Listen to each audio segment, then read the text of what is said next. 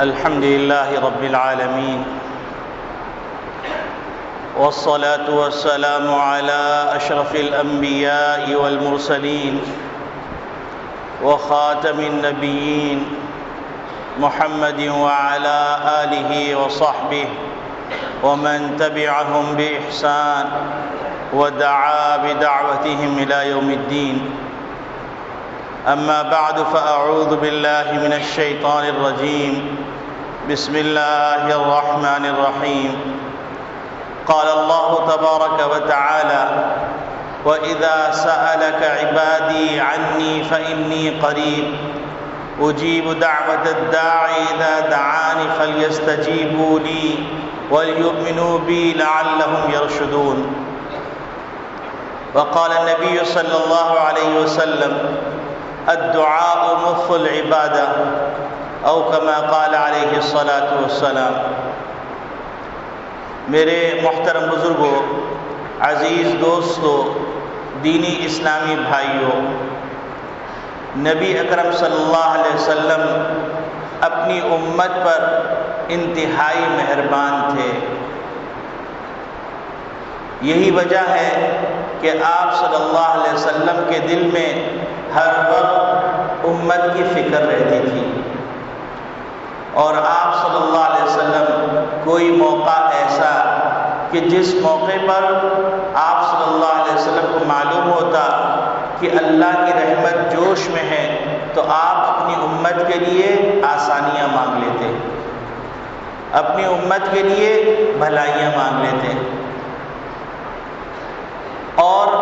اللہ رب العالمین سے درخواست کرتے ایسے انداز میں کہ وہ جامع اور مانع انداز ہوتا، جس میں دنیا کی ضرورتیں بھی آ جاتی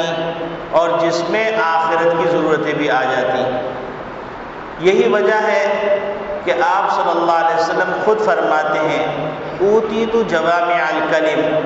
مجھے اللہ رب العالمین نے ایسے جامع کلمات عطا فرمائے ہیں جو الفاظ کے اعتبار سے تو مختصر ہوتے ہیں، لیکن اپنی وسعت معنی کے اعتبار سے اتنی رکھتے ہیں کہ اس کے اندر یوں کہا جا سکتا ہے کہ دریا کو کوزے میں بند کر دیا. اور آپ صلی اللہ علیہ وسلم نے مختلف مواقع پر مختلف دعائیں سکھلائی ہیں، اور آپ صلی اللہ علیہ وسلم نے کر کے بھی بتلایا کہ دیکھو فلاں موقع آئے تو اللہ سے کیسے مانگو، فلاں موقع آئے تو اللہ سے کیسے مانگو، فلاں کیفیت طاری ہو تو اللہ سے کیسے مانگو. یہ تمام باتیں نبی کریم صلی اللہ علیہ وسلم نے اپنی امت کو سکھلائی. انہی باتوں میں ایک موقع سفر کا ہوتا ہے کہ انسان اپنی زندگی میں ایک جگہ سے دوسری جگہ جا رہا ہوتا ہے، ایک علاقے سے دوسرے علاقے میں جا رہا ہوتا ہے، ایک شہر سے دوسرے شہر میں جا رہا ہوتا ہے، ایک ملک سے دوسرے ملک میں جا رہا ہوتا ہے. تو آپ صلی اللہ علیہ وسلم نے اس موقع کے لیے بھی دعائیں سکھلائیں. پہلے زمانے میں اونٹوں پر، گھوڑوں پر اور خچر پر سفر ہوا کرتے تھے. تو آپ صلی اللہ علیہ وسلم نے فرمایا کہ جب تمہیں سفر درپیش ہو، اونٹوں کا سفر ہو، گھوڑے کا سفر ہو اور خچر کا سفر ہو، تو تم اللہ رب العالمین سے اس انداز سے دعا کرو کہ سبحان الذی سخر لنا ھذا وما كنا له مقرنین وانا الی ربنا لمنقلبون، کہ پاک ہے وہ ذات جس نے اتنے طاقتور چوپایوں کو ہمارے لیے مسخر فرما دیا. گھوڑا انتہائی طاقتور، اتنا طاقتور کہ آج کے زمانے میں انجنوں کے پاور کا اندازہ لگایا جاتا ہے یہ کتنے ہارس پاور کا ہے، یعنی اس کے اندر کتنے گھوڑوں کی طاقت ہے. تو اس گھوڑے کو اللہ رب العالمین نے مسخر فرما دیا. اس سے زیادہ طاقتور اونٹ کہ 7 دن تک پیاسا رہتا ہے اور اپنے جسم کے اندر جو پانی اسٹور کیا ہوا ہوتا ہے اسی سے کام چلاتا رہتا ہے. اللہ رب العالمین نے ہمارے لیے یہ چوپائے مسخر فرما دیے کہ تم ان سواریوں پہ بیٹھ کر یہ مت سمجھو کہ کوئی تم میں کوئی صلاحیت ہے، تم میں کوئی خوبی ہے، بلکہ اللہ رب العالمین نے ان چوپایوں کو تمہاری خدمت کے لیے مسخر فرما دیا۔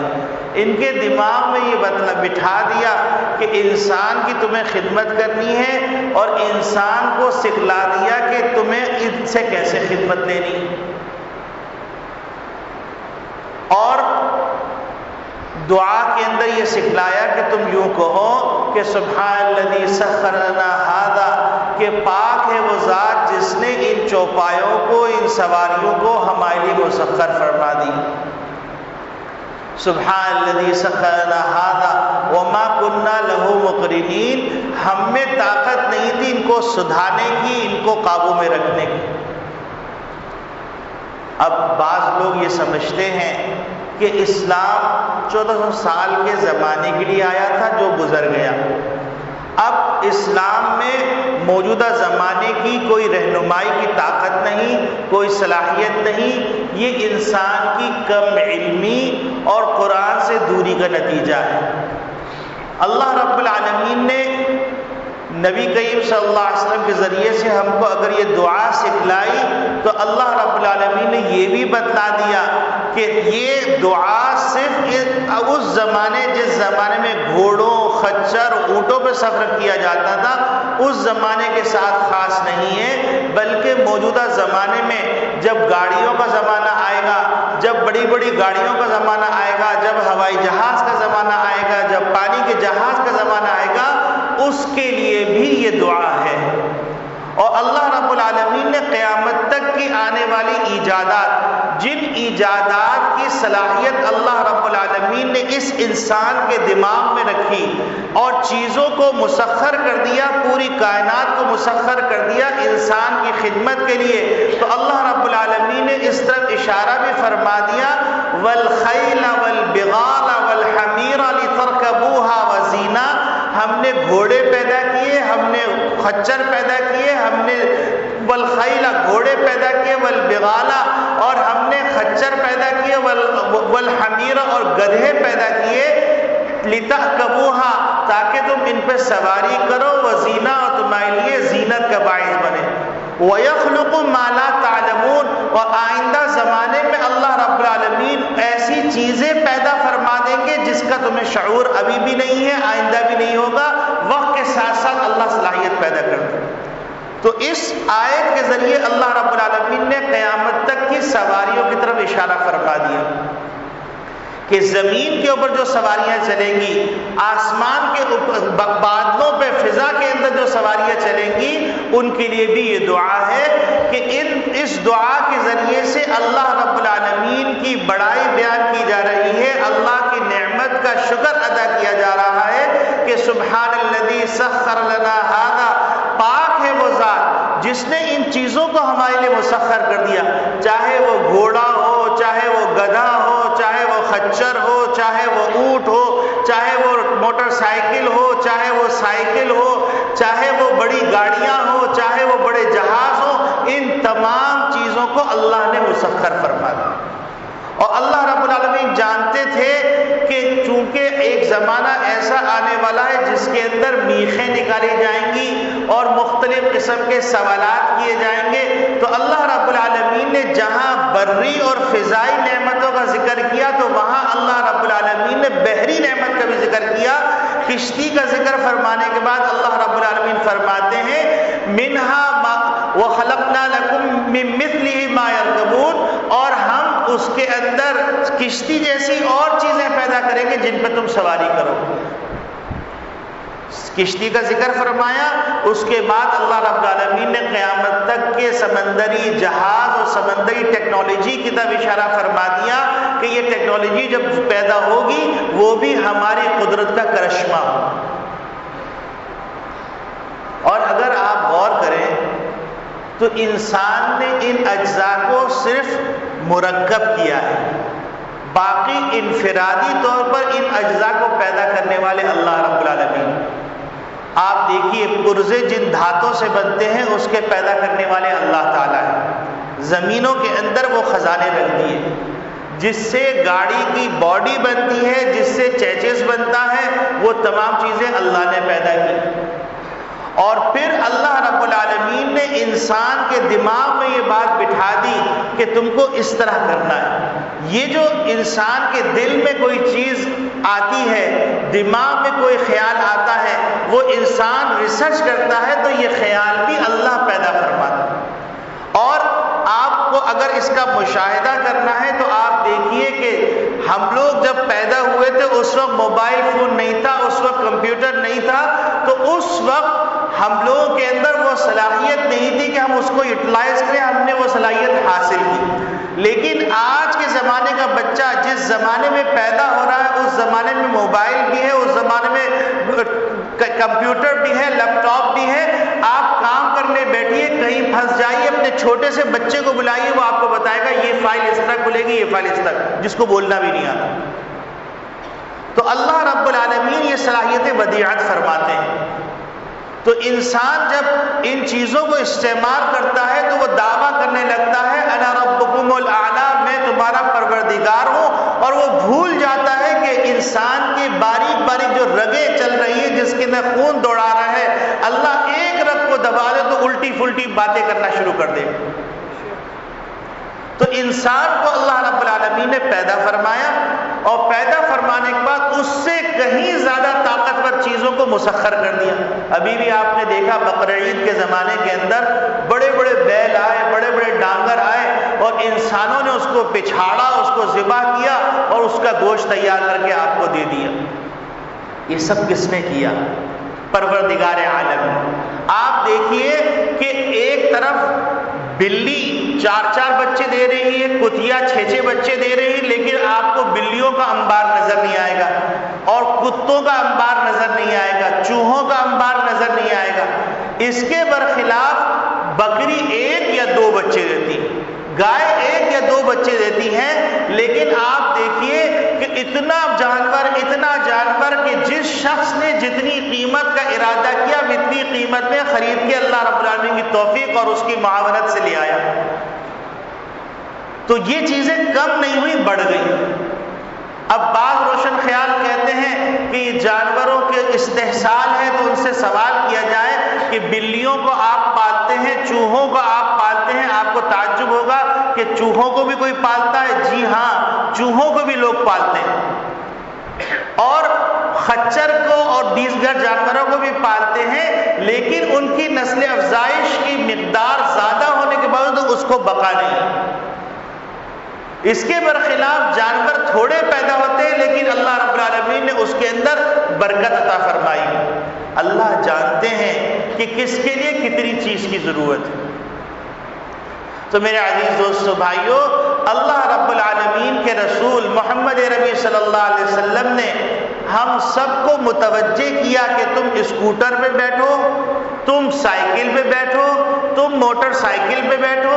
تم جو ہے بڑی کسی قسم کی اسپورٹ بائک کے اوپر بیٹھو، یا تم کوئی سوزوکی پہ بیٹھو، یا تم کسی گاڑی پہ بیٹھو، یا تم کسی جہاز پہ بیٹھو، تو اللہ کی قدرت سے غافل مت ہو جاؤ، اور اس بات کا استحضار کرو کہ اللہ رب العالمین نے تمہارے لیے ان چیزوں کو مسخر فرما دیا ہے، اور تم اس بات کا اپنی زبان سے اعتراف کرو کہ سبحان الذی سخر لنا ھذا، پاک ہے وہ ذات جس نے ان چیزوں کو ہمارے لیے مسخر فرما دیا۔ وما كنا له مقرنین، ہم میں طاقت نہیں تھی ان کو قابو کرنے کی۔ وَإِنَّا إِلَىٰ رَبِّنَا لَمُنْقَلِبُونَ، اور پھر آخر میں ایک جملہ ایسا کہہ دیا کہ جس جملے نے ایک بصیرت والے انسان کے چاروں طبق کو روشن کر دیا کہ ابھی تو تم ایک ایسے سفر کی طرف جا رہے ہو جو سفر ختم ہونے والا ہے،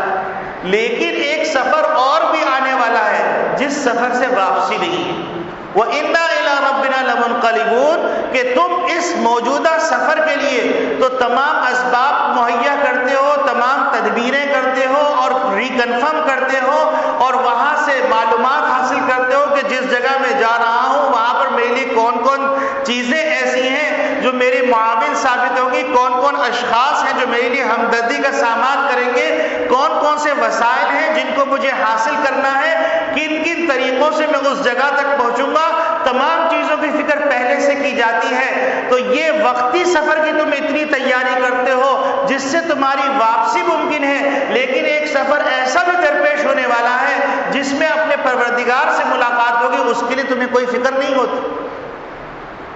وَإِنَّا إِلَىٰ رَبِّنَا لَمُنْقَلِبُونَ، ہم کو لوٹ کے جانا ہے اپنے پروردگار کی طرف۔ اور بقرعید کے اندر قربانی کرتے ہوئے ہم کو یہ سکھلایا گیا کہ ایک مسلمان کی شان کیا ہے کہ اتنا بڑا جانور اللہ نے اس کو مسخر کر کے تمہاری چھری کے نیچے لٹا دیا، اب تم وہاں پر یہ نہ کہو کہ یہ میری قدرت ہے، یہ میری قدرت کا کرشمہ ہے، تم وہاں کہو ان صلاتی و نسکی و محیای و مماتی للہ رب العالمین، میرا جینا، میرا مرنا، میری نماز، میری قربانی، میرے روزہ، میرا حج، میرا زکوٰۃ، سب کچھ پروردگار عالم کے لیے۔ یہ فکر کے ساتھ اگر قربانی کی تو ایک نیا جذبہ پیدا ہوگا کہ جس طریقے سے ہم نے اپنی خوشی کو قربان کیا، اپنے پیسے کو قربان کیا اللہ کی رضا اور خوشنودگی کے لیے، اور اللہ نے ہماری نیت کو دیکھا، اور نیت کو دیکھنے کے بعد جیسے بادشاہ ایک ہاتھ رکھ دیتا ہے، اس کے بعد کہتا ہے مجھ سے زیادہ اس کے ضرورت مند تم ہو، تم ہی استعمال کرو۔ تو اللہ رب العالمین نے جب بندے نے اللہ کی رضا کے لیے ان صلاتی و نسکی و محیای و مماتی للہ رب العالمین لا شریک لہ کہہ کے قربان کیا، تو اللہ رب العالمین نے شفقت کا ہاتھ رکھ کے فرما دیا کہ اب تم میں اس سے زیادہ مستحق ہو۔ لن ینال اللہ لحومها ولا دماؤها، ہمیں نہ تمہارے جانور کا گوشت چاہیے، نہ تمہارے جانور کا خون چاہیے، ہم کو تو تمہارا اخلاص چاہیے۔ اب یہ جانور تم خود استعمال کرو، سارا تم استعمال کر لو، 3 حصے بنا کے استعمال کر لو، 1 حصہ بنا کر استعمال کر لو، سارا غریبوں کو دے دو، سارا رشتہ داروں کو دے دو، تینوں حصوں کو تینوں کو دے دو، یا پورا کا پورا اپنے لیے رکھ لو، ہمیں اس سے کوئی سروکار نہیں۔ تم نے ہماری منشا پوری کر دی، ہماری رضا اور خوشنودگی کے لیے یہ حکم پورا کر دیا، اور تم کو یاد دلا دیا گیا کہ تمہارے بابا جان کی یہ سنت تھی کہ انہوں نے زندگی کے ہر موڑ پر اللہ رب العالمین کے حکموں کو آگے اپنے سر کو خم کر دیا، اور وہاں پر عقلی گھوڑے نہیں دوڑائے، حتیٰ کہ بیٹے کی قربانی کا وقت آیا تو وہاں پر بھی نہیں پوچھا کہ اے پروردگار اس میں میرا کیا قصور، میرے بچے کا کیا قصور، وہاں پر کہا کہ اے اللہ آپ جو فرمائیں گے وہی کروں گا۔ اپنے لخت جگر سے بھی سوال کر لیا اللہ کی رحمت کو حاصل کرنے کے لیے کہ یا بنی انی اری فی المنام انی اذبحک فانظر ماذا تری، اے میرے لخت جگر میں نے دیکھا ہے کہ میں تمہیں ذبح کر رہا ہوں، مجھے بتلاؤ کہ میں کیا کروں، یہ بڑا مشکل موقع ہے فیصلہ کرنے کا۔ تو وہ کہتے ہیں یا ابت افعل ما تؤمر، بیٹا بھی ایسا جو ابراہیم کا بیٹا ہے اور محمد نبی صلی اللہ علیہ وسلم کے دادا ہیں، وہ فوراً کہہ گزرتے ہیں یا ابھی بھی نہیں کہا۔ جو عربی جانتے ہیں وہ جانتے ہیں کہ یا ابھی کہنے کے اندر تھوڑا سا فاصلہ آتا ہے، یا ابھی افعل، وہاں پر کہہ دیا یا ابت افعل کہ اے بابا جان آپ کر گزریے، انتظار نہ کیجئے، میری فکر مت کیجئے، ستجدونی انشاءاللہ من الصابرین، آپ مجھے بے شک صبر کرنے والوں میں پائیں گے۔ تو میرے عزیز دوستو بھائیوں، ابھی ہم قربانی کے عمل سے گزرے تو مناسب معلوم ہوا کہ اللہ نے جن چیزوں کو مسخر کیا ہے ان چیزوں کو استعمال کرنے کے لیے نبی کریم صلی اللہ علیہ وسلم جو دعائیں بیان فرمائی ہیں ان میں سے ایک دعا کا ذکر کر دوں کہ جب تم کسی طاقتور چیز پہ بیٹھو تو تم اپنی قدرت کا کرشمہ مت سمجھو، تم فرعون مت بن جاؤ، تم اللہ کے سامنے سجود ہو اور اس بات کا اعتراف کرو کہ سبحان الذی سخر لنا ھذا وما كنا له مقرنین، کہ یہ چیزیں اللہ نے مسخر کی ہمارے لیے، ہم میں طاقت نہیں تھی۔ وَإِنَّا إِلَىٰ رَبِّنَا لَمُنْقَلِبُونَ، اور ابھی جو سفر دنیا کا سفر ایک جگہ سے دوسری جگہ کر کے آئے تو اب اس کے بعد ایک سفر طویل سفر ہے جس کے لیے ہم کو دوبارہ تیاری کرنی ہے۔ تو میرے عزیز دوستو بھائیوں، بہت سے احباب ہیں کہ جو الحمدللہ اس دعا کا سواری پر اہتمام کرتے ہیں، اور بہت سے احباب ہیں کہ وہ غفلت کے اندر اللہ کی نعمتوں کو استعمال کرتے ہیں، حالانکہ زبان مسلسل چل رہی ہے، ادھر کی ادھر کی، ایران کی، تران کی، ادھر کی، افغانستان کی، ہر جگہ کی باتیں ہو رہی ہیں، لیکن اگر ایک سیکنڈ رک کر ہم یہ کہہ دیں سبحان الذی سخر لنا ھذا وما كنا له مقرنین وانا الى ربنا لمنقلبون، ہمارا سفر عبادت میں شمار کر لیا۔ اب راستے میں جو باتیں ہو رہی ہیں، اللہ نے کہا کہ میرے بندے نے میرے محبوب کے طریقے کو اپنا لیا، اب ہم اتنے اس سے خوش ہو گئے کہ پورا سفر عبادت شمار کر دیتے، ہم اس نیکی کو ضائع کر دیتے۔ چھوٹی سی نیکی، ایک لمحہ توجہ کا، ایک لمحہ پڑھنے کا، اور ہم کتنے لوگ ہیں مسجد آتے ہیں اس کے باوجود ہم اس دعا کا اہتمام نہیں کرتے، ہم کوئی خیر کا کام کرنے کے لیے سواری میں سوار ہو کے جاتے ہیں، ہم اس دعا کا اہتمام نہیں کرتے۔ تو انشاءاللہ ہم اپنی جو ہم نے قربانی کے موقع پہ اللہ کے سامنے اعتراف کیا ہے کہ ان صلاتی و نسکی و محیای و مماتی للہ رب العالمین، کہ میرا نماز، میرا روزہ، میری قربانی، میرا جینا، میرا مرنا سب اللہ کے لیے ہے، تو اس کا اہتمام ہم کریں کہ ہماری زندگی اس کی عکاس بن جائے، ہماری زندگی اس کا چلتا پھرتا نمونہ بن جائے۔ تو اس کا ہم اہتمام کریں کہ سبحان الذی سخر لنا ھذا وما كنا له مقرنین وانا الى ربنا لمنقلبون۔ یہاں پر میں نے قرآن کریم سے یہ اشکال بھی دور کر دیا کہ آپ یہ سمجھیں کہ یہ تو دعا سواری تھی چوپایوں کی، اس وقت کی ہے۔ قرآن میں اللہ رب العالمین نے صراحت کے ساتھ فرما دیا کہ قیامت تک جتنی چیزیں پیدا ہوتی رہے گی سواری کی غرض سے، ان تمام چیزوں کو اللہ ہی پیدا کروائے گا، تو اس کے لیے بھی یہ دعا ہے۔ والخیل والبغال والحمیر لترکبوها وزینہ ویخلق ما لا تعلمون، تم پیدا نہیں کر رہے ہو، تم اس کی ایجاد نہیں کر رہے ہو۔ اللہ رب العالمین کہہ رہے ہیں کہ تم جو موجودہ زمانے میں لوگ ہو، اس زمانے کے اندر تم اس حقیقت کو نہیں سمجھ سکتے کہ جو اگلے زمانے میں وجود میں آنے والی ہے، وَيَخْلُقُ مَا لَا تَعْلَمُونَ، اس کو بھی اللہ پیدا کرنے والے، اس کو بھی اللہ بنانے والے۔ یہ تو سفر جو روزمرہ ہم کرتے ہیں، یہاں سے لالو کھیت چلے گئے، یہاں سے ٹاور چلے گئے، یہاں سے گلشن چلے گئے، یہاں سے عزیز آباد چلے گئے، مختلف جگہوں پہ جہانگیر روڈ چلے گئے، اس کے لیے یہ دعا ہے۔ آپ صلی اللہ علیہ وسلم ایسا سفر جو طویل ہوتا ہے اس کے لیے بھی دعائیں سکھلائی، ایسی عجیب غریب دعا سکھلائی کہ آپ حیران رہ جائیں گے کہ اللہ رب العالمین کی اس دعا کو اگر ہم یاد کر لیں تو ہمارے کتنے فوائد ہم کو مل سکتے ہیں، اس کا تصور نہیں کیا جا سکتا۔ نبی کریم صلی اللہ علیہ وسلم جب ایک شہر سے دوسری شہر کی طرف، ایک گاؤں سے دوسرے گاؤں کی طرف، ایک ملک سے دوسرے ملک کی طرف سفر فرماتے تو آپ صلی اللہ علیہ وسلم کا معمول یہ ہوتا کہ آپ صلی اللہ علیہ وسلم پہلے فرماتے اللہ اکبر، اللہ اکبر، اللہ اکبر، 3 دفعہ تکبیر کہتے، اللہ کی بڑائی بیان کرتے، اس کے بعد دعا فرماتے اللہم انت الصاحب۔ حدیث میں مختلف انداز سے مختلف دعائیں آئی ہیں، تو اس میں سے ایک انداز میں آپ کے سامنے بیان کر رہا ہوں، اللہم انت الصاحب فی السفر۔ اب انسان سفر کے اندر ہوتا ہے تو اس کے اندر اس کو ایک اپنے رفیق کی ضرورت ہوتی ہے، اپنے دوست کی ضرورت ہوتی ہے، اپنے ساتھی کی ضرورت ہوتی ہے جو اس کے لیے معاون و مددگار ہو۔ تو سفر کے آغاز کے وقت ہی نبی کریم صلی اللہ علیہ وسلم نے دعا سکھلائی اللہم انت الصاحب فی السفر، اے اللہ آپ میرے ساتھی بن جائیے سفر کے اندر۔ اب ایک واقعہ ہے، عجیب غریب واقعہ ہے، آدمی حیران رہ جاتا ہے کہ اللہ کبھی کبھی ایسے واقعات بھی رونما فرما دیتے ہیں 100 سال کے اندر، 50 سال کے اندر، جس سے اللہ کی قدرت کا آنکھوں سے نظارہ کر لیا جاتا ہے۔ ایک شخص تھا، سفر پہ جا رہا تھا، سفر پہ جا رہا تھا تو اس کا چھوٹا بچہ تھا اور اس کی اہلیہ تھی۔ اب وہ جانے لگا تو اس نے جو ہے اہلیہ نے کہا کہ آپ اس بچے کو کس کے پاس چھوڑے جا رہے ہیں، اتنا لمبا سفر ہے، پہلے زمانے میں 6 مہینے اور 7 کا سفر ہوا کرتا تھا۔ تو اب انہوں نے کہا کہ میں جو ہے اس بچے کو اس ذات کے حوالے کر کے جا رہا ہوں کہ جس کے پاس امانتیں ضائع نہیں ہوتی۔ یہ حدیث کے الفاظ جس کا ترجمہ میں نے کیا۔ وہ شخص چلا گیا، واپس آیا کافی عرصے بعد، تو اس نے پوچھا کہ یہ گھر کے اندر، تو کہنے لگے وہ خاتون جو تھی ان کا انتقال ہو گیا۔ وہ بچہ کہنے لگے وہ بچہ بھی پتہ نہیں کہاں چلا گیا۔ اب لوگوں سے معلوم کیا قبرستان کہاں ہے، تو قبرستان ڈھونڈتے ڈھونڈتے ڈھونڈتے وہاں پہنچے تو اب دیکھا کہ وہاں پر قبر ہے ان کے ایریا کی، وہاں انہوں نے فاتحہ پڑھی، کافی دیر تک بیٹھے رہے اور پھر جانے لگے تو شام کے وقت ایک روشنی پھوٹنے لگی۔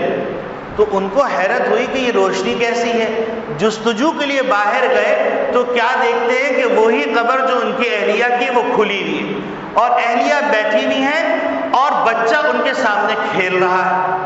تو ان کو تعجب ہوا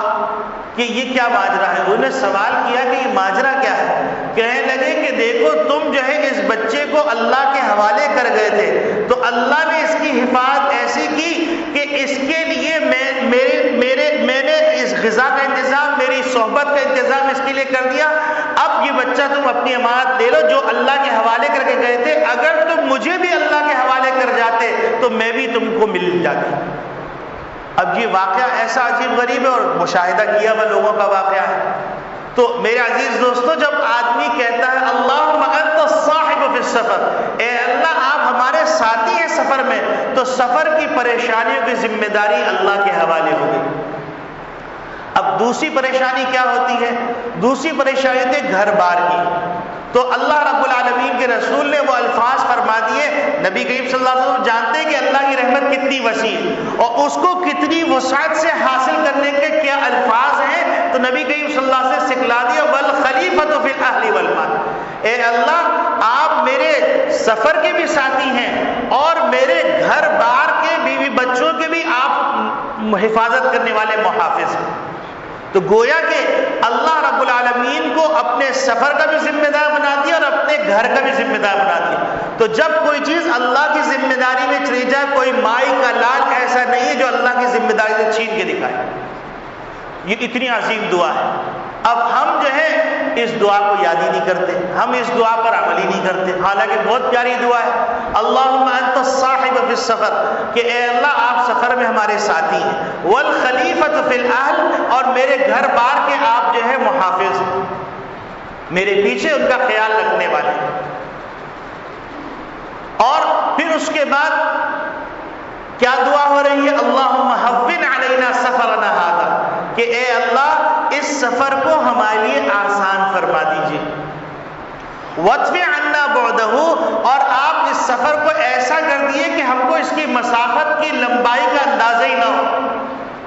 ہم بعض دفعہ ایسا ہوتا ہے انسان چل رہا ہے، اتنے میں دیکھا گھر آ گیا، ارے ابھی تو نکلے تھے، پتہ بھی نہیں چلا گھر آ گیا۔ یہ تو بعض دفعہ بے خیالی میں ہوتا ہے اور بعض دفعہ ایسا بھی ہوتا ہے کہ اللہ رب العالمین مسافت کو سمیٹ دیتے ہیں۔ اور صحابہ کرام رضوان اللہ اجمعین کے ساتھ ایسا بارہا ہوا، اللہ والوں کے ساتھ ایسا بارہا ہوا کہ مسافت کو اللہ نے سمیٹ دیا۔ جیسے کہ حدیث میں آتا ہے ایک شخص نافرمان تھا، اس نے اللہ کی نافرمانی کی، 99 قتل کیے، پھر 100 قتل کر دیے۔ اس کے بعد ایک اللہ والے سے ملاقات ہوئی جو عالم بھی تھا، حکیم بھی تھا، حکمت والا بھی تھا، تو اس نے سوال کیا، تو اس نے کہا تمہاری توبہ قبول ہو سکتی ہے اور تم ایسا کرو کہ تمہاری جس صحبت میں رہتے ہو وہ صحبت اچھی نہیں ہے، فلاں بستی میں چلے جاؤ وہاں اچھے لوگ۔ تو اب وہ سفر کرنے لگا اچھے لوگوں کی طرف، اتنے میں اس کی موت کا وقت قریب آ گیا۔ تو اس نے کوشش کرنے کے لیے اس نے جست ماری تاکہ وہ جو ہے اس بستی کے قریب ہو جائے جس بستی کے اندر نیک لوگ رہتے، لیکن ظاہری سبب کے اندر تو وہ قریب نہیں ہو سکتا تھا۔ روایات میں آتا ہے کہ اللہ رب العالمین نے جب فیصلہ فرمایا ہے تو جو زمین گندے لوگوں کی بستی کے قریب تھی اس سے فرمایا تباعدی، دور ہو جاؤ، اس کی وسعت کو بڑھا دیا، اس کے فاصلے کو بڑھا دیا۔ اور جو بستی اللہ والوں کی ایک بستی تھی، اللہ نے حکم فرمایا وَتَقَارَبِي، تم جو ہے اللہ والوں کی بستی کے قریب ہو جاؤ۔ جب فرشتے ناپنے کے لیے آئے تو اللہ والوں کی بستی کے قریب تھا، لہذا اس کا اعمال نامہ جو ہے اللہ والوں والا ہو گیا۔ اس نے سچی توبہ کر لی۔ اب بہت سے لوگ ہوتے ہیں کہ مولوی صاحب آپ یہ قصہ کیوں سناتے ہیں، اس کے نتیجے میں لوگ بڑے جری ہو جاتے ہیں۔ بھائی اللہ کی رحمت سے نا امید مت ہو، یہ قصے کا مطلب یہ، اس قصے کا یہ مطلب نہیں کہ خوب بدمعاشی کرو، خوب چوری چکاری کرو، خوب لوٹو، خوب قتل کرو، خوب غارت گری کرو۔ توبہ کر لیں گے، توبہ کی توفیق کون دے گا؟ اور کتنے لوگ ایسے ہیں جو اس امید پہ گناہ کرتے رہتے توبہ کر لیں گے، توبہ کر لیں گے، توبہ کر لیں گے، لیکن اس کو توبہ کی توفیق نہیں ملتی، ایک دم لگام گھسیٹ لی جاتی اور وہ اس وقت کہہ رہا ہوتا ہے کہ اے اللہ مجھے سب سمجھ میں آ گیا، فَلَوْ أَنَّ لَنَا كَرَّةً فَنَكُونَ مِنَ الْمُحْسِنِينَ۔ قرآن نے ذکر کیا کہ اے اللہ ایک دفعہ واپس بھیج دیجیے، اب مجھے سب سمجھ میں آ گیا، اب نیک بن کے گزروں گا، نیک بن کے زندگی گزار۔ اللہ فرمائیں گے دوبارہ لوٹنا نہیں، یہ اللہ کا قانون نہیں۔ تو اللہ کی رحمت جب جوش میں آتی ہے تو اس رحمت کو حاصل کرنا مزید آسان ہو جاتا ہے۔ تو نبی کریم صلی اللہ علیہ وسلم نے دعا سکھلائی، اللہم انت الصاحب فی السفر والخلیفۃ فی الاہل، اللہم ہون علینا سفرنا ھذا واطوی عنا بعدہ، اے اللہ اس کے بعد کو کم کر دیجئے، لپیٹ دیجئے۔ دوسری دعا سفر سے متعلق اس کے اندر اضافہ ہے، اس میں یہ آتا ہے اللہم انا نعوذ بک من وعثاء السفر، کہ اے پروردگار سفر کی مشقتوں سے میں آپ کی پناہ میں آتا ہوں، وَكَآبَةِ الْمَنظر، اور برے منظر کہ کوئی برا واقعہ رونما ہو جائے، کوئی حادثہ رونما ہو جائے، اس سے میں آپ کی پناہ میں آتا ہوں، وَسُوءِ الْمُنْقَلَبِ فِي الْأَهْلِ وَالْمَالِ، کہ اے پروردگار میں اس سے پناہ مانگتا ہوں، آپ کی پناہ میں آنا چاہتا ہوں کہ میں جب واپس پہنچوں تو میرے واپس پہنچنے پہ پورے حالات بدل جائیں، کہ اچھے حالات برے ہو جائیں اور میں پریشان ہو جاؤں، اس سے میں آپ کی پناہ چاہتا ہوں۔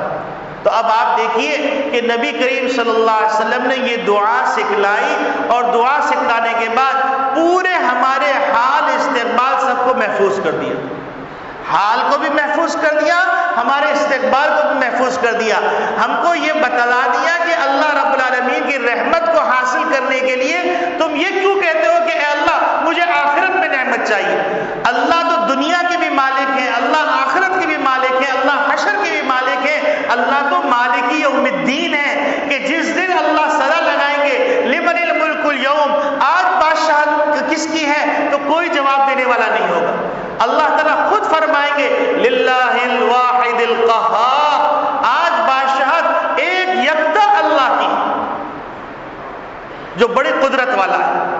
بڑے غلبے والا ہے، بڑی طاقت والا ہے۔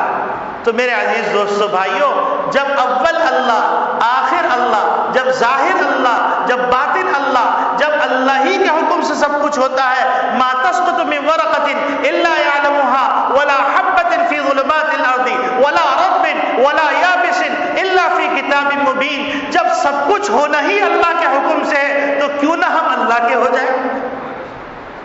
اور اللہ کو اپنا بنا لیں، اور اللہ رب العالمین پہ قربان جائیے کہ اللہ رب العالمین سال میں مختلف مواقع پر ایسے مواقع عطا فرماتے ہیں کہ جن مواقع پہ اللہ نبی کریم صلی اللہ علیہ وسلم کے زبانی بتلا چکے ہیں کہ ان موقع پہ میری رحمت ٹھاٹے مارتے ہوئے سمندر کے مانند ہوگی، میری رحمت موسلادھار بارش کے مانند ہوگی، بلکہ اس سے بھی زیادہ۔ یہ موقع ہے کہ اس وقت تم مجھ سے رحمت کی درخواست کرو، میں ضرور عطا کروں گا۔ تو جن لوگوں نے ایام عشر ذی الحجہ اچھے گزار دیے وہ مبارکباد کے مستحق ہیں، اور جنہوں نے برے گزار دیے اگر ان میں بھی ندامت پیدا ہوئی تو اللہ کی ذات سے بعید نہیں ہے کہ دروازہ بند ہونے سے پہلے کوئی فریادی فریاد کرے اور اللہ کی رحمت کا دروازہ نہ کھل جائے۔ ابھی تو تھوڑا ہی وقت ہوا ہے، ندامت اور شرمندگی کے آنسو بہا کر اللہ سے درخواست کر دی کہ اے اللہ رحمت کے مکان میں آپ نے ان لوگوں کو لے لیا جنہوں نے ہوش اور بیداری کے اندر آپ کی رضا اور خوشنودگی کے اعمال کیے۔ اے پروردگار عالم اب میرے ہاتھ میں کچھ نہیں ہے، مجھ پہ رحم فرما دیجئے۔ تو اگر بادشاہ کے سامنے بھی کوئی گڑگڑاتا ہے تو وہ اپنی رحمت کا منظر پیش کرنے کے لیے کہتا جا میں نے تجھے معاف کیا بچہ۔ تو اسی طریقے سے اللہ رب العالمین کے سامنے عاجزی کر لیجئے تو اللہ کہے کہ جا میرے بندے تو بھی آ جا۔ جیسے حدیث میں آتا ہے کہ ایک جنتی جس کے لیے فیصلہ ہوگا جنت میں جانے کا، لیکن کافی مشقتوں کے بعد اس نے گناہ بہت کیے ہوں گے، تو وہ جنتی جو ہے جو آخری موقع کے اوپر ہوگا وہ اللہ سے فریاد کرے گا اے اللہ اے اللہ اے اللہ، تو کافی عرصے بعد جواب آئے گا، بولو کیا بات ہے میرے بندے؟ تو وہ کہے گا کہ اے اللہ میں اتنا جل گیا ہوں، اتنا عذاب پا گیا ہوں کہ اب مجھ سے برداشت نہیں ہو رہا، مجھے کچھ دیر جہنم سے نکال کے اس کے کنارے پہ بٹھا دیجیے۔ اللہ رب العالمین اپنی قدرت سے اس کو کنارے پہ بٹھا دیں گے۔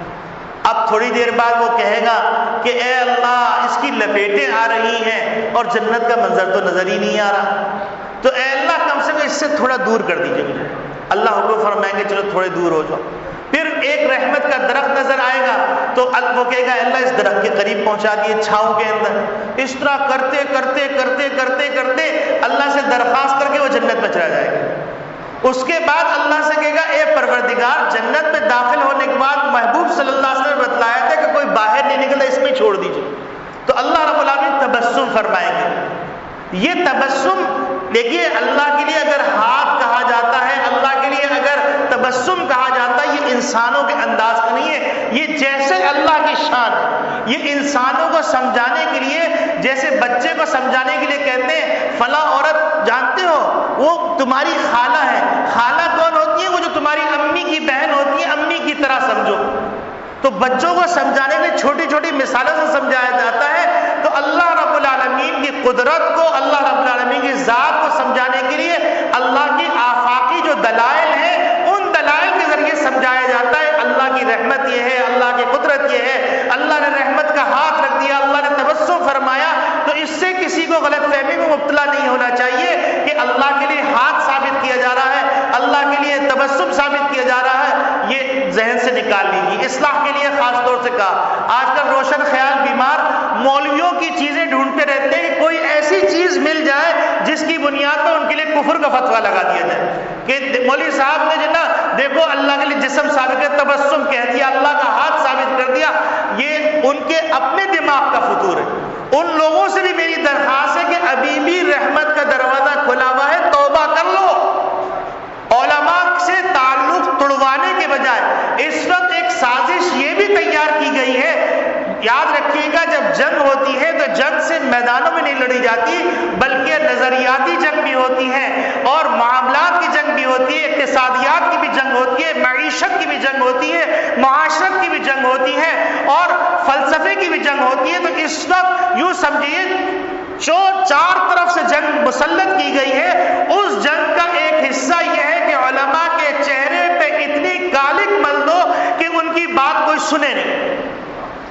تاکہ عوام کو پھر بہلانا، پھسلانا اور بھٹکانا آسان ہو جائے۔ لیکن اللہ کی ذات سے امید ہے کہ اللہ رب العالمین کو اپنی امت سے، اپنے محبوب صلی اللہ علیہ وسلم کی امت سے پیار ہے اور اللہ رب العالمین کے رسول صلی اللہ علیہ وسلم نے اس امت کے لیے بہت مانگا ہے، تو وہ علماء کے چہرے پہ کالک بننے کے بجائے خود غرقاب ہو جائیں گے، جیسے فرعون غرقاب ہو گیا، جیسے حامان غرقاب ہو گیا، جس طرح شداد غرقاب ہو گیا، اسی طریقے سے یہ بھی تہس نہس ہو جائیں گے۔ لیکن میں آپ کو ایک بات عرض کر دوں کہ میڈیا کے ذریعے سے، ذرائع ابلاغ کے ذریعے سے یہ کوشش کی جا رہی ہے کہ دینی حلقے کو اتنا غیر معتبر کر دیا جائے کہ اس کی بات جو خود ان کے فائدے کی ہو وہ بات بھی سننے کے لیے کوئی تیار ہو۔